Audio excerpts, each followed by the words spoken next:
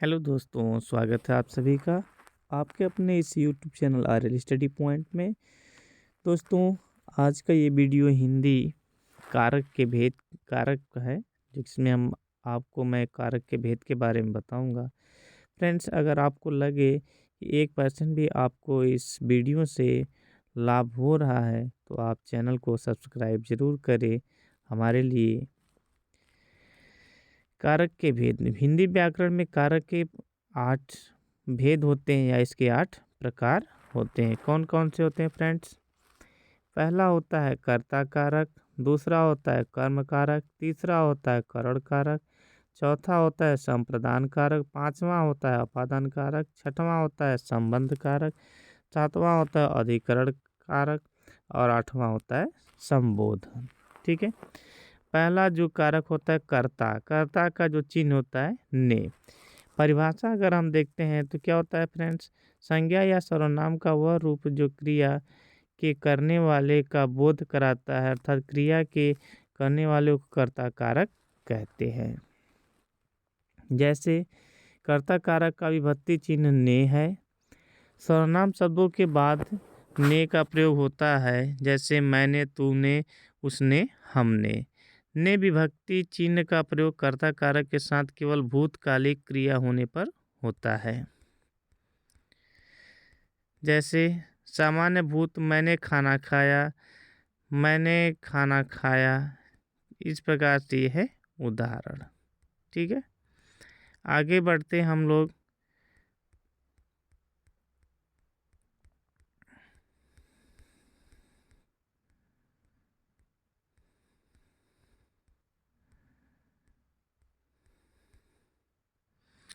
कर्म कारक। कर्म का जो विभक्ति चिन्ह होता है को होता है। परिभाषा जब क्रिया का फल कर्ता पर न पड़कर अन्य किसी संज्ञा या सर्वनाम पर पड़ता है, इसे कर्म कारक कहते हैं।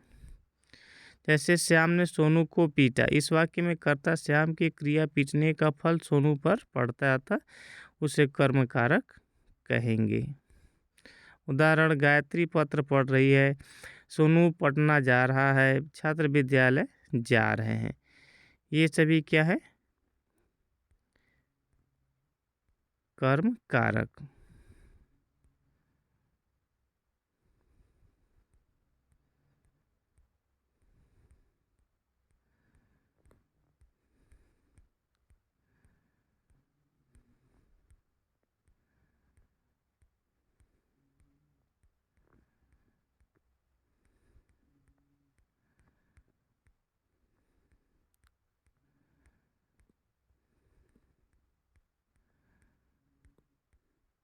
तीसरा है करण कारक।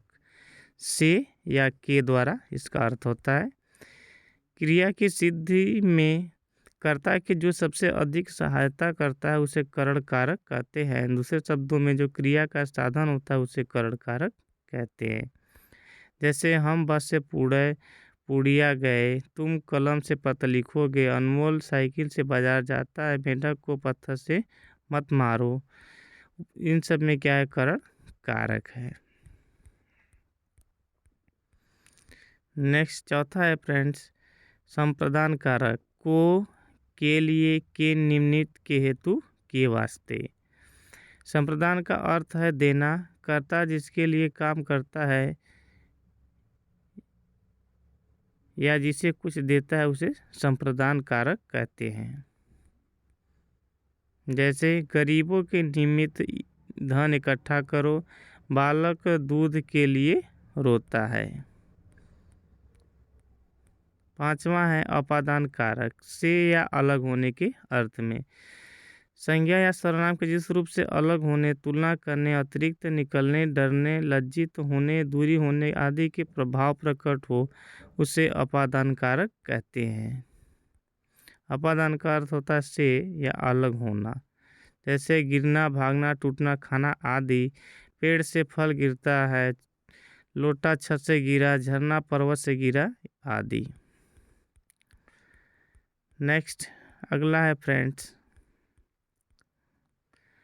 संबंध कारक। का, के, की, रा, रे, री। 6 नंबर का है। संबंध कारक एक संज्ञा या सर्वनाम का दूसरी संज्ञा या सर्वनाम से संबंध बताने वाले को क्या कहते हैं? संबंध कारक कहते हैं। जैसे यह मोहन का घर है, हम भारत के नागरिक हैं, यह सरकार की संस्था है, ये मेरे चाचा जी, यह राम का घोड़ा है। 7वां अधिकरण कारक। किसी वस्तु के रहने, बैठने या ठहरने के आधार को अधिकरण कहते हैं। जिन संज्ञा शब्दों के द्वारा क्रिया के आधार का ज्ञान होता है वे अधिकरण कारक कहे जाते हैं। जैसे पेड़ पर पक्षी बैठे हैं, स्कूल में छात्र बैठे हैं, हत्या करने पर सजा मिलेगी, पिता पुत्र से प्रेम करता है ना। ये सब होते हैं। नेक्स्ट